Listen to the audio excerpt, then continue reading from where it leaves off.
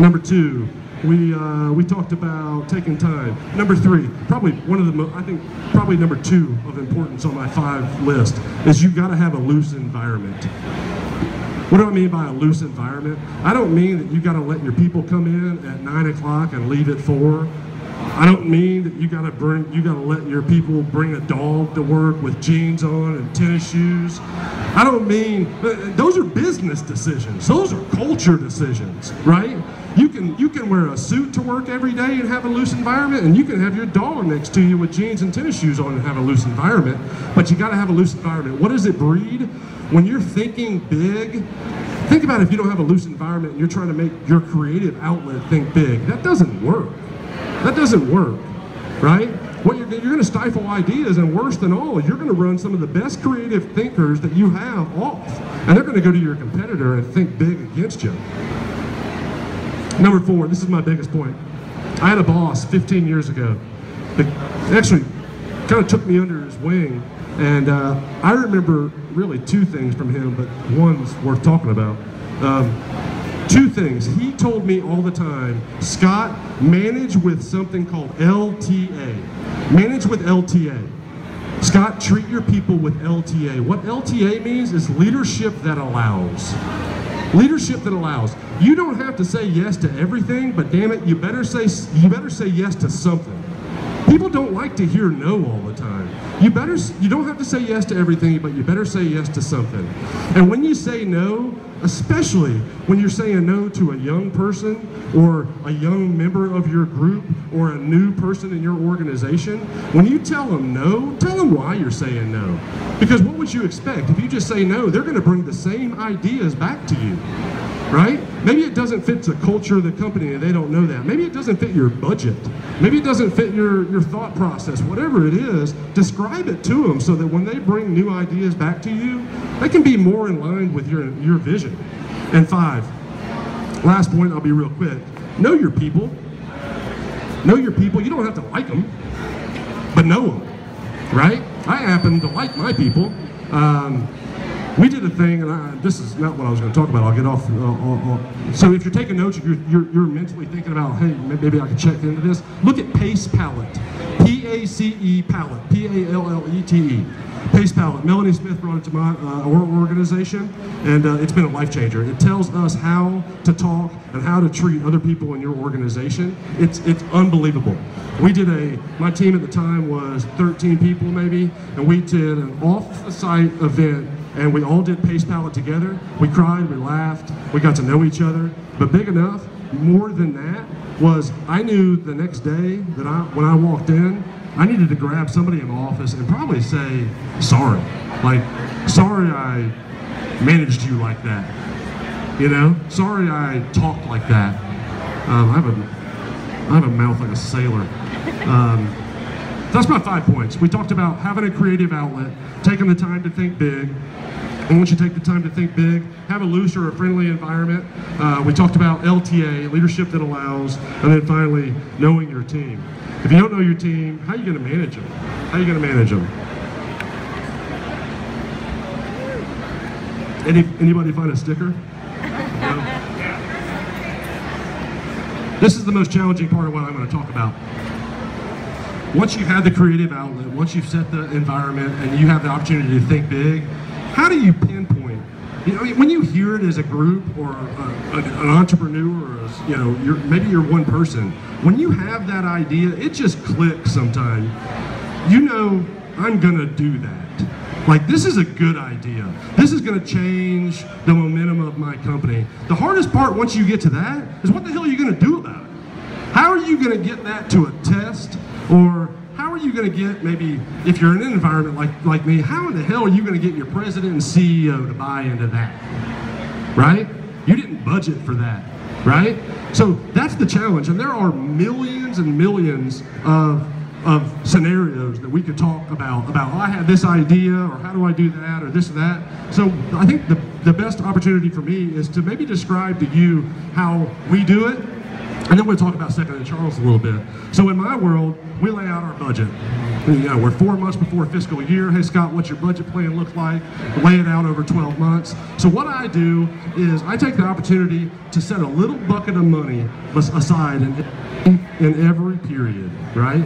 And when I know where my tent poles are, or my holiday, you know, hey, Christmas, by the way, that holiday hasn't changed in a long time. So I know, hey, by the way, it's probably going to be around December the 25th this coming year. So I'm going to set a bucket of money aside because I want to try something new. I want to innovate. I want to change my environment a little bit. I don't know what the hell it's going to be yet, but we're going to take the opportunity as a creative outlet to think about it and use our partners to think about doing some new things. But when we come up with it, my answer is going to be yes, because I've prepared myself, right? I prepared myself. So set a little bit of money aside. You know, our executive chairman says keep powder in the gun. That's what he tells me. I sat in my first board meeting 3 years ago, and he said, Scott, you got powder in the gun in December? And I went, I don't even know what the hell you're talking about. So Second and Charles, I didn't mention a minute ago, and as a brand ambassador for Books A Million, I have to. I couldn't leave without saying this. Books A Million is 99 and a half years old, and we're based in Birmingham. We have 2,000 employees in the state, and we employ over 6,500 people in this nation. Books A Million. 99, we're going to have our centennial celebration in April of 2017. I don't know about you, but I don't know any damn 100-year-old company that hasn't changed and been relevant to their customer on a consistent basis. I'd be working for somebody else if we hadn't done that, right? I'd be working for somebody else. So let's talk about what we've learned about our 100 years of business, and now we'll talk about something that I'm super, super excited about with Second and Charles. In Books A Million, we know what we know. We know the demographic of our customer base. I know that they're more heavily female than they are male. I know how old they are. I know they have disposable income. I know they don't have kids at home because they've already moved out to go into college. We know that she shops for a certain department. We know, God, what do we know? We know a lot about our business. It's ever changing, and you have to keep looking at it. We know the margins that we like and dislike about the book business, and over time, I'll tell you what, we were a very traditional, every bookstore was a traditional bookstore 2 decades ago. But that digital world over the last 20 years has forced people to change or forced people to go out of business. And we're still in business, so we've changed. Over 20 years, we were probably 95 to 98% spine out, book, retail, traditional store. When you came in, we were called Books A Million. We had millions of SKUs of books. Well, I'll tell you what, the digital change happened. And if we didn't change with it and go, you know what, we didn't want to be a gift store, or, you know, we didn't want to do something different, then we wouldn't be in business. We went from 95% spine out book to today where we operate as 65-35. We're 65% book, 35% general merchandise, gift, and other. That's changing. That's innovating your environment. We did something so drastic from what we had known for 100 years that we basically spawned off a new company. The new company was called Second and Charles 6 years ago in September. Second and Charles, our flagship store in Hoover, Alabama.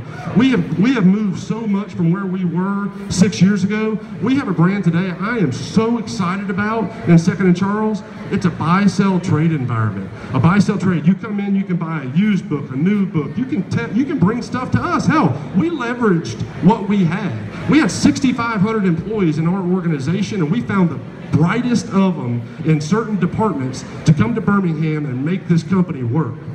We buy stuff from you. We'll give you cash, we'll give you credit, we'll give you store credit, we'll give you a 30% more in store credit, because you know why? We want to get to know you intimately. We want to know your email address. We want to know your cell phone number, right? We have your credit card. You're part of our family, right? So we entice you to come back. That brand today is 29 units strong and is thriving. Our construction department is after it. Our real estate department is after it. Our B&C, brand new company, is after it. They're wearing out my checkbook because we want something every day new in Second and Charles. It's unbelievable, right? It's unbelievable. I'm going to finish up here.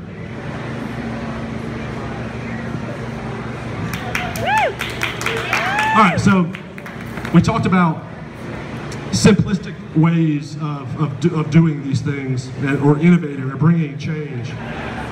Let's talk about some of the ways that we tapped into our CIO, our IT department, our LP department, our loss prevention department. We have heat mapping in our stores. When you walk in our stores, it gets a little creepy at this point, right? We have heat mapping. We know where our customers dwell. We know where they spend the most time. We know that when a customer walks in the front door of Books A Million, they tend to go right. So why in the hell would you put heavily discounted items in the right side of the door? That customer is walking in to spend money with us. We leverage those things. We know where our customer goes. We know how they interact with our cafe. We know what our customer demographics are. I talked about it a minute ago. Customer traffic patterns. We conversion rate. If 4 people walk into our store and 2 people walk out without buying something, we haven't done our job. How can we better leverage the 2 people that walked in to spend money with us and left without spending money with us? Where are they going? There's not a whole lot of bookstores left, if you guys didn't know. So I got one more quick funny story. I'm a week from tomorrow away from getting on a Southwest flight to Orlando with my kids.